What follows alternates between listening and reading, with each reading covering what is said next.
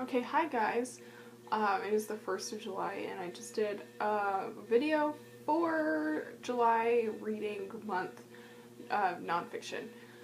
I did my hair today and, you know, like put on clothes that aren't pajamas, and I'm wearing pants.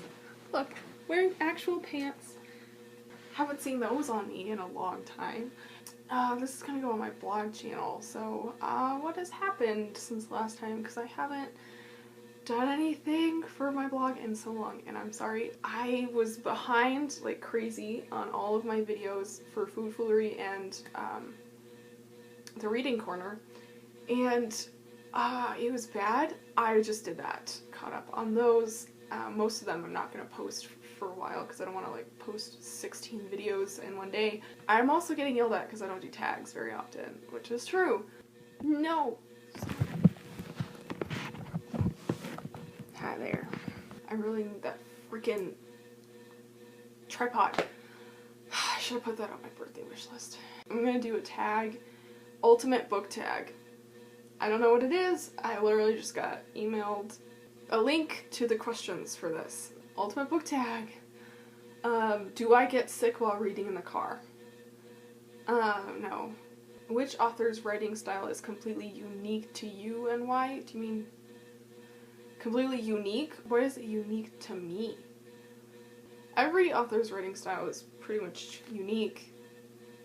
A lot of people have a lot of similarities, but authors have their own voice and their own way of speaking. John Green has a definite personal writing style. Sarah Dessen has her own writing style. Harry Potter series or the Twilight Saga? Give 3 points to defend your answer. Okay. I'm gonna choose Harry Potter over Twilight. There's a lot of reasons, but I'll give 3 of the biggest ones. One, Harry Potter kind of grew with me. Another point, Twilight, the ending of the books, like the last 2 books, I didn't like very much at all. And I liked all of the Harry Potter books. I was upset about the 7th one because it was the end, but I didn't dislike it. I don't know. Twilight just didn't seem... Harry Potter was like, we're killing people and we're like saving the world. Twilight was like, this one girl is in danger, so everyone has to drop what they're doing to save her. I don't know, it kind of felt like she was a little selfish. Do I carry a book bag? If so, what is in it?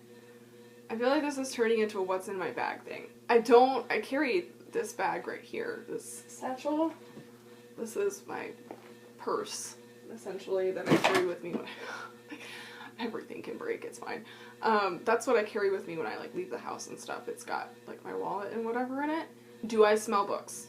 I like the smell of new book, the newer ones, and like the books that I just got. I smell those, but I don't like go around smelling books. It's more of a while I'm reading it I can smell it kind of a thing.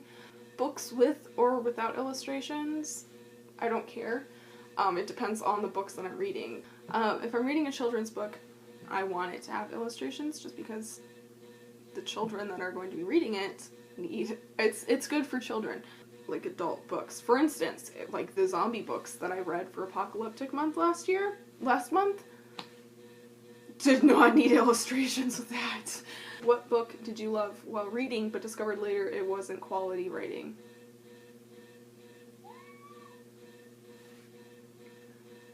I don't... What? I mean, when I was little, like very little, and I read like, I don't know, like those small books, like first readers and stuff like that. I don't know. I don't consider them quality writing now. I don't know how to answer that at all. Like, I don't feel that children's books right now are quality writing at all because I'm an adult and I prefer larger words and more complex sentence structure. Do you have any funny stories involving books from your childhood? Oh, I know one. Okay, I'm gonna get the book, so it's a little bit easier to explain, but this is really the only book-related funny story that I have, and it's not funny, in fact, it's just, I mean, it's funny now, but at the time I was just, like, angry. Let's see, I don't have any funny stories involving books from my childhood, apart from physical injury to another person. Okay, so I don't know what grade I was in, but I was reading this book, and it's Eclipse, and I read without the covers on. This kid threw a crayon, and it marked my book. And I got really mad, so I got up and walked over and I hit him with the corner of my book, which is now ripped off. But I hit him and it ripped the spine partially off. The thinnest book. I'm gonna go look. I'm gonna take you with me. Okay, thinnest book. Thinnest book. Here we go. I'm gonna put you down over here. Yay, we're back where we started earlier today. Okay, introduction to Myers-Briggs personality types. This probably has like 50 pages, but it's not an actual book. So that's the thinnest book on my shelf. Answer that question. Thickest book on the shelf. I'm leaving you here. Okay. Biggest book that I own. What is this? It's an encyclopedia. So, it probably weighs a good 30, 40 pounds. Do I write as well as read? Okay, I do write. Most of my writing, though, is... It's hard to explain. I people watch, and then I write about... Like, I make a story around this character and what they're doing. When did I get into reading? Oh my god. I have a picture of me. I'm sitting on one of those, like, little kid toilets, and I'm like 2.5. And I don't know what book I have, but it's upside down, and I'm reading the book. So, since then, like, that I have proof that since I was at least, like, 2 or 3, I have enjoyed reading. My favorite classic book. I enjoy plays like King Lear, and Dorian Gray was really good. I don't know. I don't even know what else I had to read in my literature classes. I can't say what my favorite classic book is. Maybe Dorian Gray. In school was my best subject, English. The easiest subject for me was English or language arts. I just didn't do the homework. Like, I would, like, in class, I had read the novel or whatever we were reading. If we had in-class work, I would sit down and do it. But if I had to go home and do the work, it wasn't getting done. But I did not get good grades in high school until my senior year. If I was given a book as a present that I had read before and hated, what would I do? It depends on the situation. The only book that I can think of that I've read and I haven't liked was The Confederacy of Dunces. And it's supposed to be like this wonderful classic, like, Pulitzer Prize winner, awesome book. So if someone gave me The Confederacy of Dunces, I would be like, thank you, yay, a book, how did you know? Like, for a birthday or something. If we were at, like, Barnes & Noble, and she was like, oh, hey, I found this book, do you want it? And it was The Confederacy of Dunces, I'd be like, I've already read it, and I really don't like it. Like, I would tell her the truth. I wouldn't, like, go crazy, but I would be like, I don't really want it. No, you should pick another book to buy for me. What is a lesser-known series that you know of that is similar to Harry Potter or The Hunger Games? I don't understand the question, because the Harry Potter and The Hunger Games are not similar books.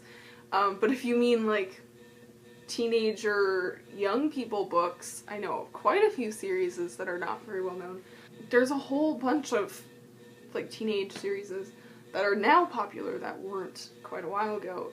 Okay, Sword of Truth series. They made a TV show about it called Legend of the Seeker. You've got the Cinder book series, Divergent, Aragon. What is the name? The author's name is Sage. What is the book names? Septimus. It's the Septimus Heap, like, series. There's like 8 books now. Those are not popular at all, but I love them so much. I love them. Even as an adult, I love those books. A bad habit that I do while filming, besides rambling, because I ramble a lot. Not look at the camera, because next to it I have me, and I like to make sure that my hair is doing what it's supposed to do and I don't look like a flamingo or like a weird, like, crazy thing with my arms, because I talk with my arms a lot. So I always look at myself and I don't look at the camera. Another thing I do is I get distracted by kittens because they come and cuddle with me. Seriously, like half of the things that there are a lot of things that I do that, see, like right there, I interrupt myself. I don't complete a thought before I start talking about another thought. It's bad. I need to work on that. Another thing that I do is, I say and and it's bad, but I do them anyway, and when I'm editing, I can see that I'm doing them, but I just can't not do them, and I do it when I talk to other people in real life too, so I'm sorry to any of my friends or people who talk to me on a regular basis. My favorite word, I don't know. I have no idea. Am I a nerd, dork, or dweeb? I think you've watched enough of this video to know that I am all of the above. Vampires or fairies? I have an entire book, a vampire encyclopedia about vampires, and none of them are good.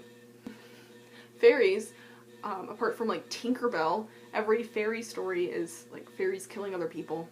If neither of them are going to hurt me, I'd like to meet one. Shapeshifters or angels?